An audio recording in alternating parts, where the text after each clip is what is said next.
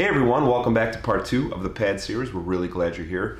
Probably the two greatest things that's happened to the detailing industry in the last 10 years has been the invention of the microfiber buffing pad and the long throw polisher. Without question, they have changed the detailing industry. And today, in part 2, we have Clint Hints from Buff & Shine, where we talk all about your favorite microfiber buffing pads. So let's get after it.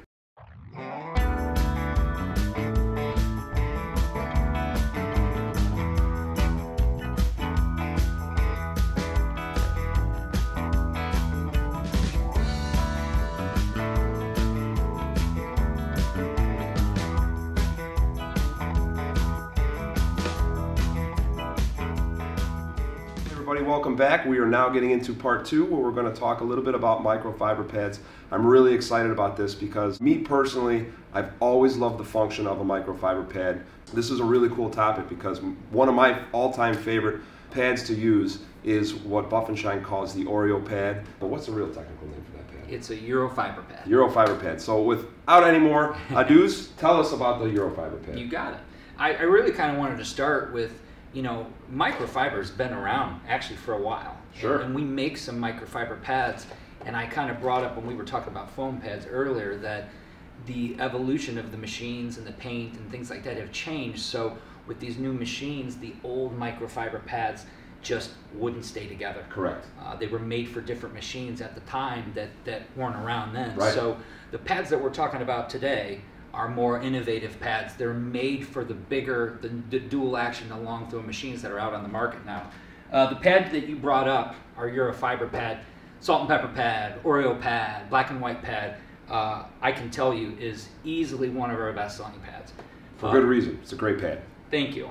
One of the benefits of the pad is quite simply its versatility. Sure. You can cut with it, you can polish with it, and you can finish with it. Yes. Now, and we'll talk about the second pad of what we call the microfiber sisters, the microfiber twins. Okay. But basically in this pad, these black fibers, they're the polishing / finishing fibers of the pad, and the white fibers are the cutting fibers. So that's why where it really brings in its versatility is it does a lot of things. Sure. Now granted, if you are going to compound with it, it's a compound pad. Yeah. You know, you have to, you know, I put a C on the back, and it doesn't stand for Clint, it stands for compound, so that I know that if I'm going to use this pad again, it'll be with a compound. Yeah. Every great once in a while, when you get on some softer paints or some finicky paints, this pad would not finish out. Okay. 100%. Okay. So what we did in an evolution is, that was probably a year, maybe 18 months later, we took these black fibers, we increased the pile of the pad, where we came out with what we call the microfiber finisher. Microfiber finisher. Yes.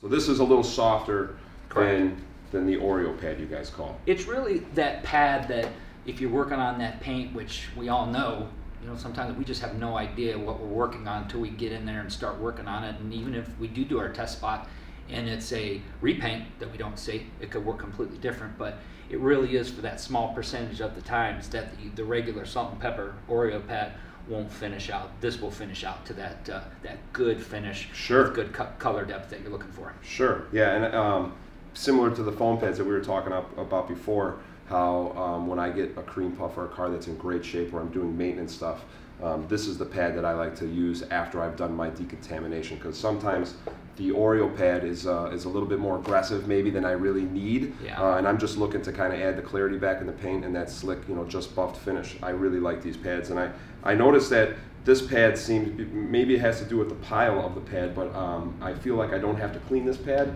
as often as I would the Oreo pad. Is that maybe just because of the fiber makeup with the... Yeah, yeah, definitely. That's what you're feeling. You know, one thing with these pads, and I know we kind of discussed talking about maintenance of the pads, because, you know, these pads need to be cleaned. Okay, I'm not speaking for the other manufacturers, but I'm sure they would probably sit and tell me the same thing. And I know you were going to talk a little bit more about, you know, how many pads you use and how you cycle them, but they have to be cleaned. This doesn't take a lot of room. No. Okay, a pocket, something like that. And I say, you know, every time you take the tool off, clean the pad. Yeah. Every time you put that tool on, buff, and take it off, you have it right here. Yeah.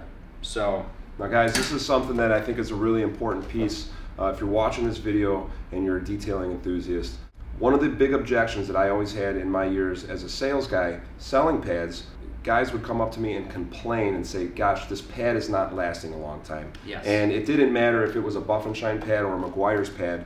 Typically just a microfiber pad, they would complain and say it's not holding up.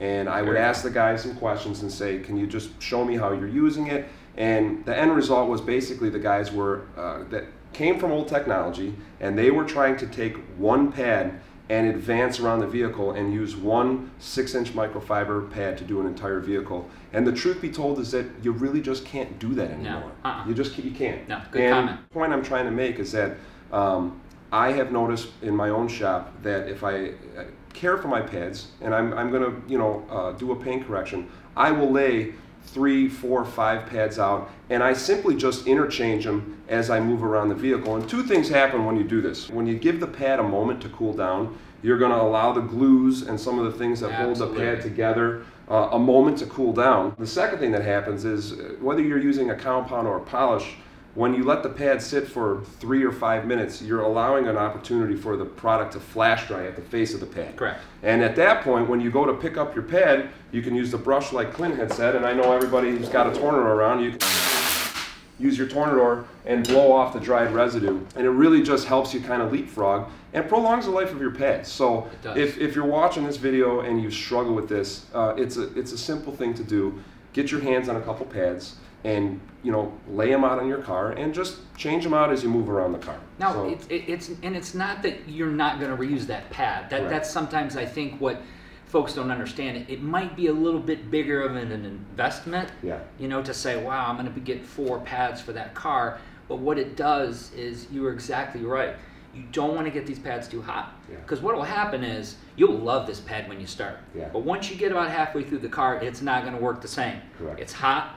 It has product that's built up in it, even if you are spurring it, or I'm sorry, brushing it. Okay, so you put that pad down. Put it down. Okay, it'll be fine once you clean it up before you go home that night. You brush it, and then the next day you can do it all over again. It's a really simple thing, and I know with the younger guys coming into the industry, they're kind of more open to this idea of having multiple pads, and it was really more of a struggle for me with guys that started buffing in the 90s and using old rotaries and trying to adapt into newer technology with the long throws. They think that they could just use one pad. Like I said, you can't do that anymore. So this is something that's definitely helped me. I'm sure other guys can relate to this. So this is why we love our microfiber pads. Absolutely. We talked about foam earlier. We're talking about microfiber now. We're going to talk about another fiber-based pad next, which would be wool. But remember something. There's not a right or wrong answer to which works best. It's a preference. He likes Coca-Cola. I like Pepsi-Cola. At Buff and Shine, we make Coca-Cola, Pepsi-Cola, Dr. Pepper, Sunkist. Oh, I love it. We just need to find what flavor works for you and your shop and that particular job. So before we wrap up here with microfiber pads, one of the other things I want to talk to you about, Clint, is you and I, before we started the video, were talking a little bit about the foam interface. So before we let you go here on the microfiber pads, Clint's going to talk to you a little bit about the foam interface that holds the pad together. Absolutely. Now, typically, at least with Buff and Shine technology, again, I like to bring that up because all the pad manufacturers don't make their pads exactly the same, but with ours, typically, the lower this foam interface is, the smaller, the thinner it is, obviously brings the machine closer to the paint, which will give you better cutting ability. Okay, now one thing you do have to be careful with, if you do have a foam pad that has a higher foam interface, is when you're in a longer throw machine, like a 21, it can create some swaying.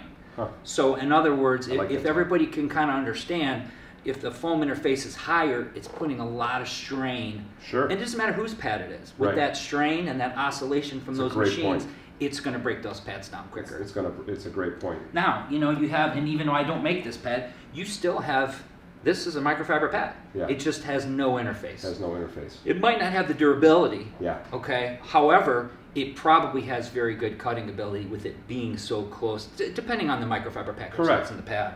So this kind of wraps up a little bit what we're talking about with microfiber pads for now. If you guys have any questions, please leave some comments below and we'd be happy to answer. And coming up next is the old school and new school wool pad. So stay tuned, we'll be back for more. See you soon.